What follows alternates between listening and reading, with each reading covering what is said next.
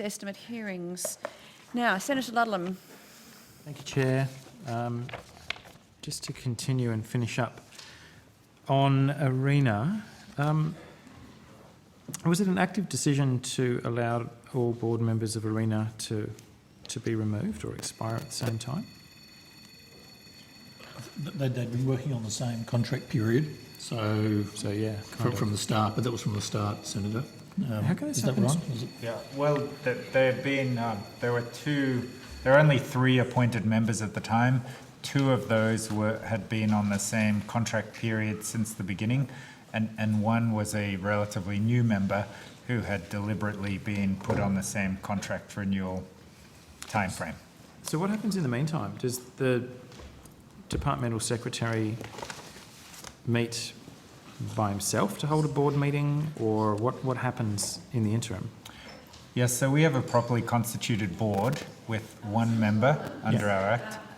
I think these are just complete repeat of questions that have just been asked by Senator Urquhart. Senator Urquhart asked a couple of questions about the board, but yes, not these ones. Okay. I thought he was going over the same. No, I know we're short of time. I'll Okay, skip thanks, along. Senator Ludlam.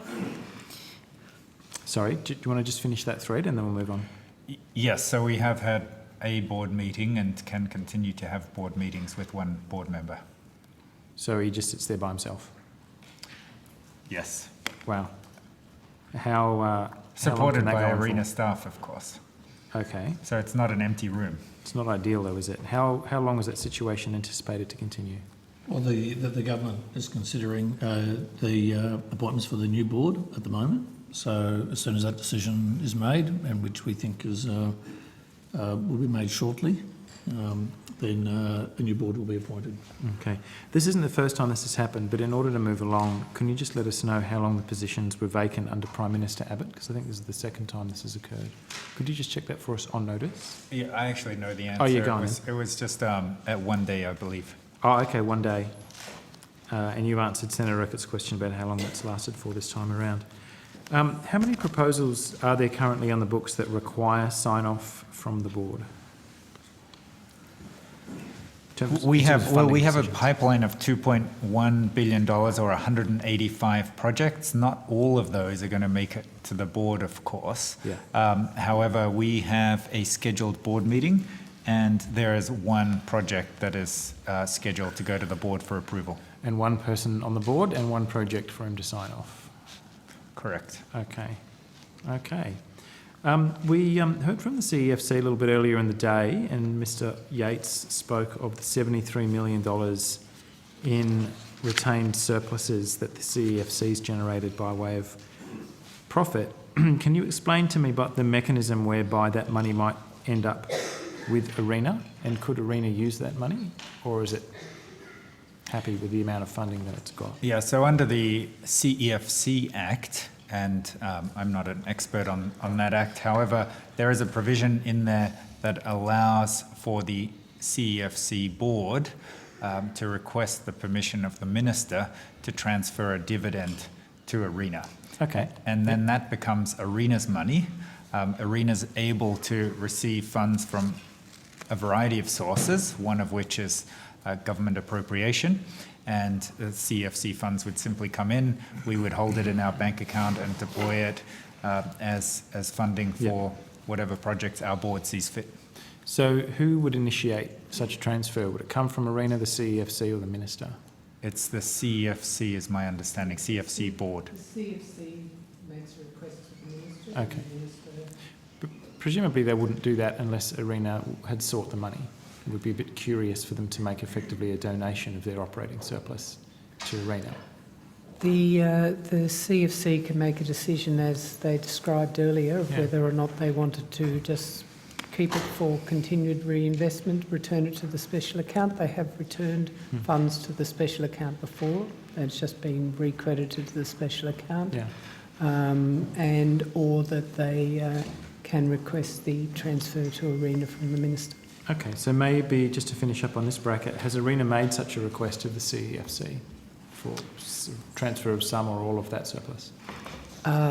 Well, no, but it's not, I guess that's, my point was not necessarily up to the to Arena to make that request. You're not prevented from making such a request. No, but we've certainly had informal discussions about whether or not it might make sense. This is what I wanted to get to. So the informal discussions, does it make sense?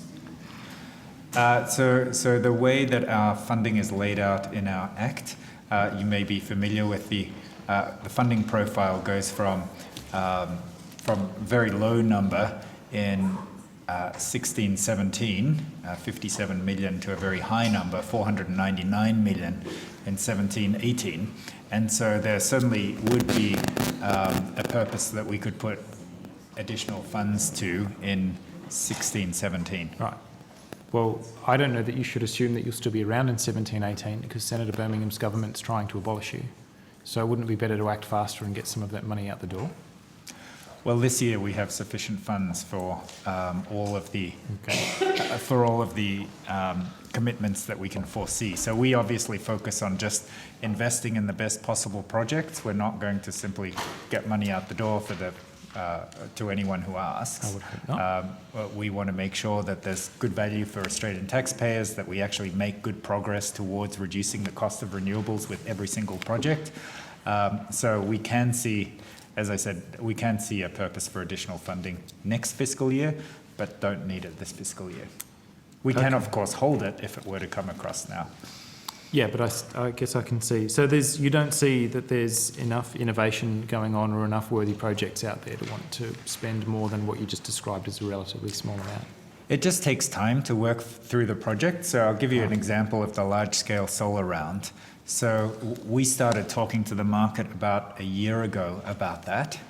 We received EOIs towards the end of last year and told right before Christmas we let the successful EOIs know.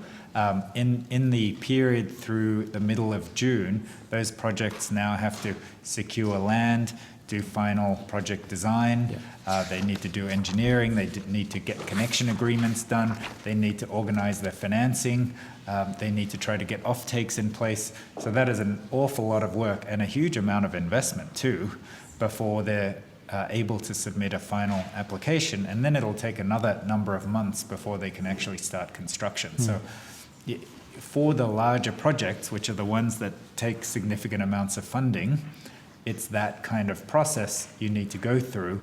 And as I mentioned before, it really helps for us to target specific sectors. Otherwise, they're not going to make the investment to come up with an application.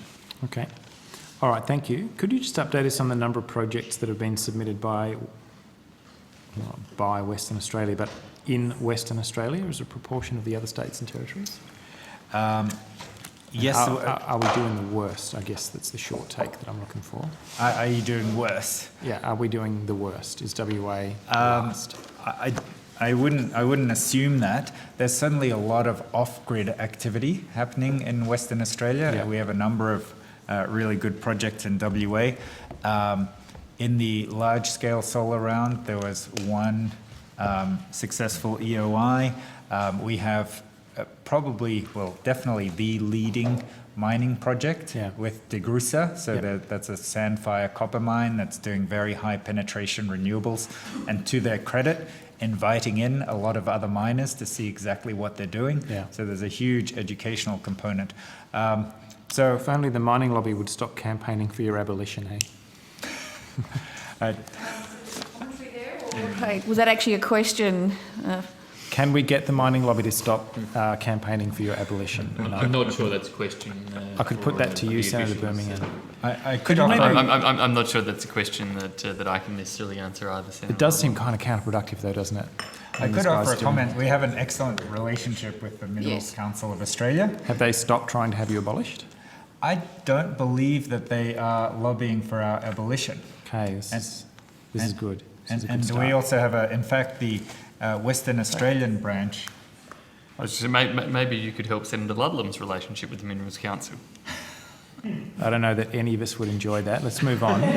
Could you just table, maybe to move us along, because I told the Chair I'd be very quick. Could you just table for us, or take on notice if you prefer, the current applications for funding by state? Because then I can just go through the details rather than tying us up now. Yeah, the applications themselves are commercial in confidence, but of course we can tell you the numbers. So Great. there's no problem with that at all. Okay. And if you can We'll break take them that on out notice. without identifying them by category. Yeah, we'll do that. Wonderful. Thank you very much, Chair. Thank you. Do we have